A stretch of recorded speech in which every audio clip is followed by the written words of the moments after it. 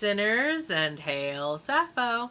It's me, your host, Narcissa DeVille, and welcome to Femme Makeup Chats. I have a lot of energy, which I think is good for this video, but also, like, reel it in, girl. Okay, the Drag Isn't Dangerous telethon. I watched that live. It was so amazing. And, you know, here's the thing, right? I have a lot of thoughts about this. So, my first initial thought is it's very interesting how Michelle made a video, the Boulets were there in person, but there is a very conspicuous lack of RuPaul being there. And I do find it interesting, like, considering this is like her franchise. Like, it was mostly, it's more than just Ru girls, but it's mostly Ru girls who are a part of the, you know, Drag Isn't Dangerous telethon. Like, it was kind of their, I think it was Bob and Monet's thing and Peppermint's thing. So, like, they made this whole thing and made it a big thing and an important thing, and Ru wasn't there. It's just disappointing, I think, ultimately. That's the biggest issue that I have with Ru not showing up to this. It's just disappointing. Because at the end of the day, whether she maybe realizes it or not, whether she acknowledges it or not, whether she cares or not, she is the biggest face of drag right now. Like, she is the queen, you know? Drag Race would not be Drag Race without Ru. Everyone's kind of agreed on that. Everyone kind of acknowledges that. So it is kind of telling and shocking, frankly, that she is not a part of this huge, huge event for drag queens. And she's been very, very silent about all of these anti-drag legislations since they started. I think she's made, like, maybe one video about it. But, you know, the issue that I think ultimately that it points to is there's a larger issue where, as much as Ru wants to pretend that drag is, and Drag Race to that extension, is this very underground punk thing that will never be mainstream, which she said for years, I think she is a little too comfortable being now very establishment. I really feel like Ru has become the drag establishment, and she is very, very comfortable with that. And, you know, whereas back in the day when drag was not so popular with celebrities and drag was not as well known, I think at that point drag was more punk, or at least the way she did drag was more punk. And I think the way the Boulets do drag is definitely more punk. But a lot of times, like, the way Drag Race has become very establishment and very, like, you know, like in season 15 at the finale, they showed this whole video of, like, you know, gay people in all walks of life. And they had a fucking gay cop and a gay priest. Like, look, gay priest, fine, whatever. We can have that conversation. But a gay cop, girl? Why was that necessary to include? What did you think you were doing there? And, like, I guess we could argue, like, okay, how much does Ru get a say in these things? Like, she's the executive producer, and I tend to believe that she has more of a say than we necessarily give her credit for. But I do have to wonder, like, is she calling this shot? Or is it somebody else at World of Wonder calling the shots? Because you have to know your audience. You have to know that that's not going to be well received by the general audience. Like, gay cop is not a look that people are interested in right now, especially when the biggest issue in the world right now, in the drag world especially, is anti-drag, anti-trans legislation. And who do you think is going to be carrying that out? Who do you think is going to be enforcing that law? Would it be the people who have law enforcement written on their badges? Yes, it has always been them. You know, law enforcement, you know, was the reason Stonewall was a riot. Like, you can't, you know, the history. You know, she knows the history. She's talked about it. So, you know, she knows the history. And yet you still think it's a good idea to have this gay cop on part of your video as like, well, we're part of the queer community. Bitch, I don't care. I don't care if you are butch and a cop. To me, you're not fucking butch. And I don't really fuck with you like that. Like, it's just, that's what it is. Like, you know, I'm sorry, you are working against this community, no matter how much you want to pretend like, oh, I'm trying to fix it from the inside. Girl, no. No, you're not. Because there is no fixing it. It is the way it is on purpose. And I just feel like it's really shocking how much Rue does not seem interested in, you know, fighting the powers that be anymore. I feel like, you know, when she started, at least that was the implication. It was at least the implication that she was trying to, you know, go against the status quo, and drag goes against the status quo. And I do believe that it generally can and should. But when 90% of what she's shown on the show and 90% of what she features as like the winners and people who are worthy of the crown is, you know, for lack of a better term, I don't want to say like pageant queens in a disparaging way, because pageant queens are amazing. Miss Sasha Colby was a pageant queen. She is amazing. So I don't mean it in a disparaging way, but it is very, very, very apparent that a lot of the queens who have won for many, many years were, you know, more pageanty queens. They were more queens that did a very specific type of drag. It was not really alternative queens. Like, yes, there was Sharon Needles, and look how that turned out. So it kind of becomes a thing where now a alternative queen can't really win because the one they did choose is problematic, to say the least. That's putting it nicely. So now there really can never be a drag queen that's like super punk, at least on that show, because the last time it went very, very south. It just feels to me as though, for as well known as she is more interested in, I think, the money aspect than using her platform to necessarily make the world a better place. And I know that is giving her a lot of credit, but her voice does have an effect. Her voice does carry further than people want to admit, because she is, you know, she's the mother of the house. She is the most famous drag queen in the world. Whether she likes it or not, whether she wants to acknowledge it or not, she is the most famous queen in the world. And therefore, her speaking on things, her speaking out about things, her endorsement of things, or even, you know, seeming tentative endorsement just by showing things on the show, it has an effect. It has a ripple effect. Whether anyone wants to acknowledge it or not, it has an effect. So when you show a gay cop, you are making a very clear statement. And there's no way around that. There's no, you know, ifs, ands, or buts about it. And you can try and say, well, you know, this didn't used to be a thing. You couldn't be out as a cop. Yeah, you shouldn't have fucking been one in the first place. Let's start there. But like, you know, and then to see that there is apparently a booth at DragCon for the US Army.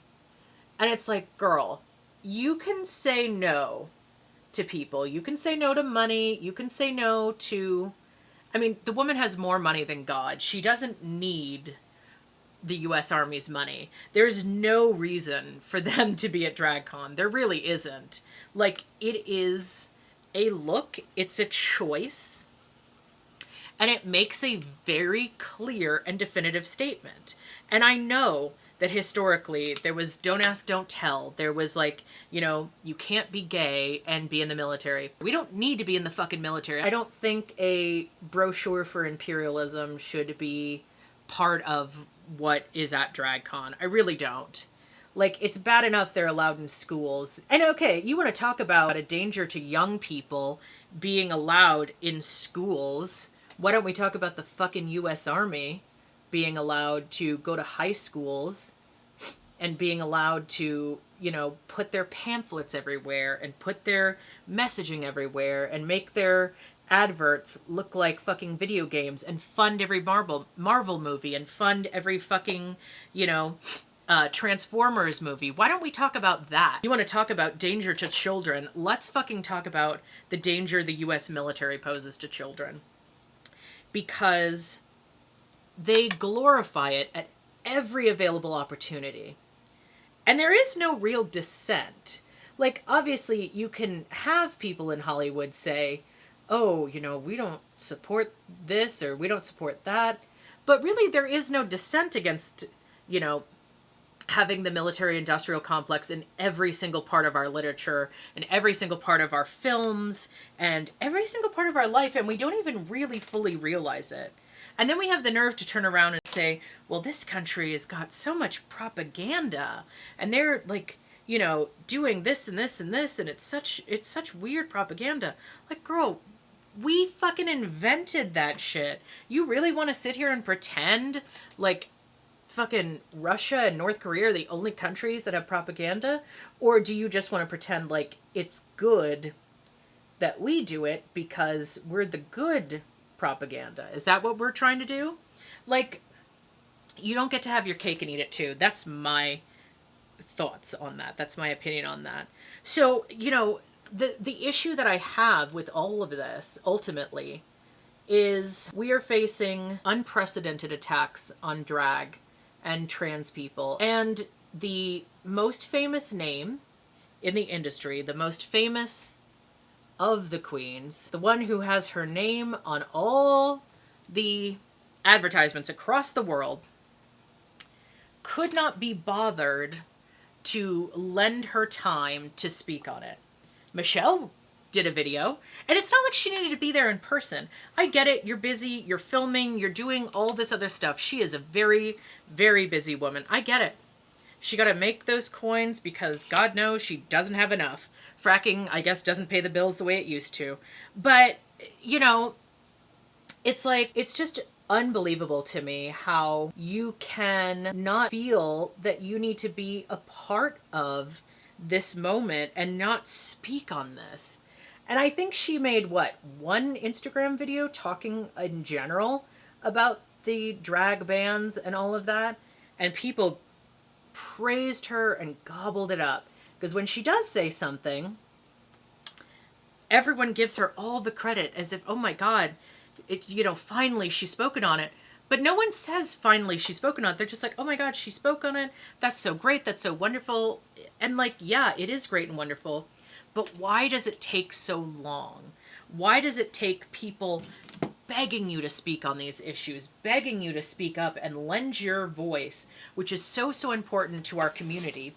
Why does it take that for her to finally say something? And the thing with this too is like I said, Michelle made a video. So it's not as if Ru was not aware of what was going on. Like, Michelle is not doing this on her own. We all know that if Michelle is doing something, Ru is not far behind her.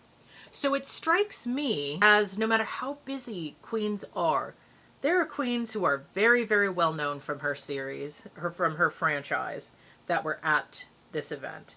And I grant you, there were plenty of queens who weren't, but it strikes me as odd that Michelle Visage was there and made a video. Charlize Theron made a video. Fucking so many people made videos. Marcia Gay Harden was in the building. Golden Globe, Oscar-winning actresses were there, making their voice heard, or submitted videos. You mean to tell me that Ru was busier than them? Okay. And again, Michelle lent her voice to this. But Michelle is not Ru's representative. Michelle is not, you know, Ru's stand-in, as much as people like to joke that she is. She's not Ru's stand-in. And again, it looks especially bad when your competition, e.g. the Boulets, if you want to call them competition. I don't think it's really a competition because it's a totally different ball game. But, you know, the people who are similar to you but not you, but they're also hosts and arguably getting as big as Drag Race, they showed up. They were in the building. So, you know, unless there is some kind of animosity that it's like we can't be in the same building at the same time as if they're fucking, divorced parents, I don't see any reason, and even then, I don't see any reason why Ru was not there. And that's just what it is. Ru not showing up to this points to the overall issues that I think I have with Ru now. I love the show. I love her as a character, but I find, and I will always credit her podcast as like helping me with positivity and helping me, you know, work on a lot of things in my life. But I find that it does seem as though out of drag, out of that character, out of that persona, she is very does feel very like too good for everything. And there's been a lot of things that people have been upset that she has not lent her voice to throughout, you know, all of this experience of the last few years. I do feel like in a way it's strategic that Ru has not spoken up more.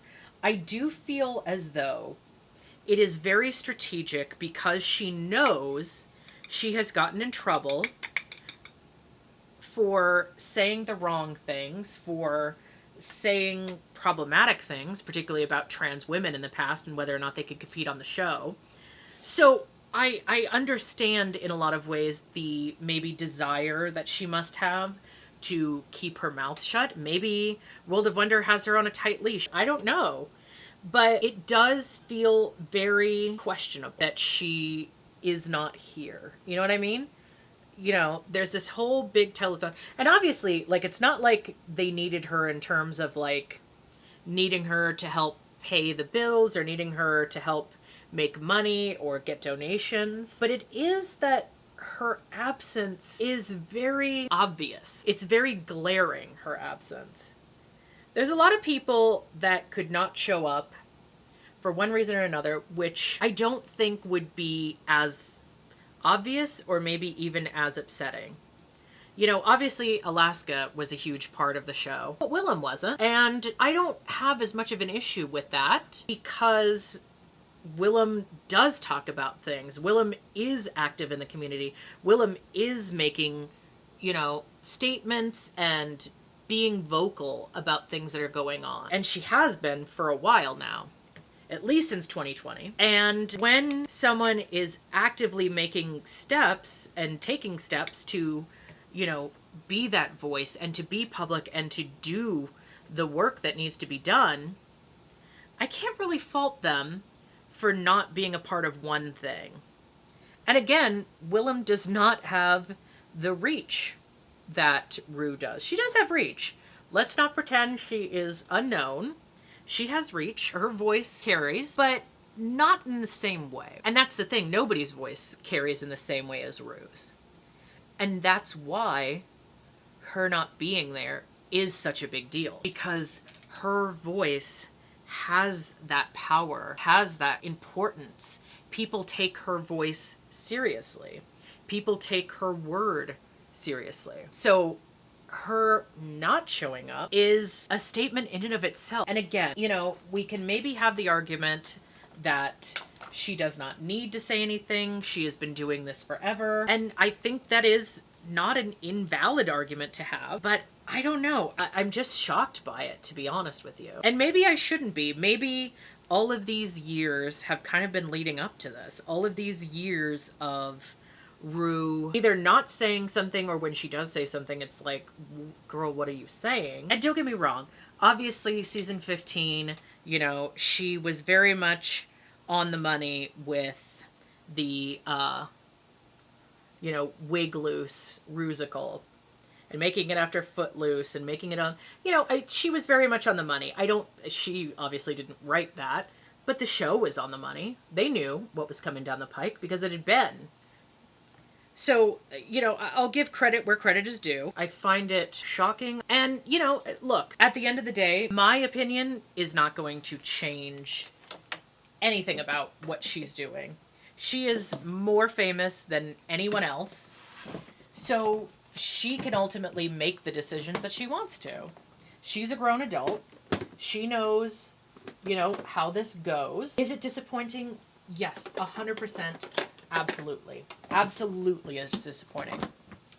But, you know, do I think my 2 cents on this is going to change that. No, I'm not foolish enough to believe that this video is going to somehow get to Rue and make her say, oh, you know what?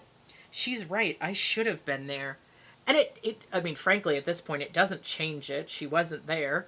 So there's no going back in time and making her be there. I would argue it is extremely disappointing that she didn't show up. It's extremely disappointing, if not shocking, that she didn't show up. I will say this, it was an amazing, amazing show. To be more positive, because that is what I like my channel to be more positive, it was an amazing, incredible showing. They raised $500,000, which is incredible. And it's going to amazing charities, and that is what's most important. So, you know, obviously the charity itself did not need Rue in order to succeed.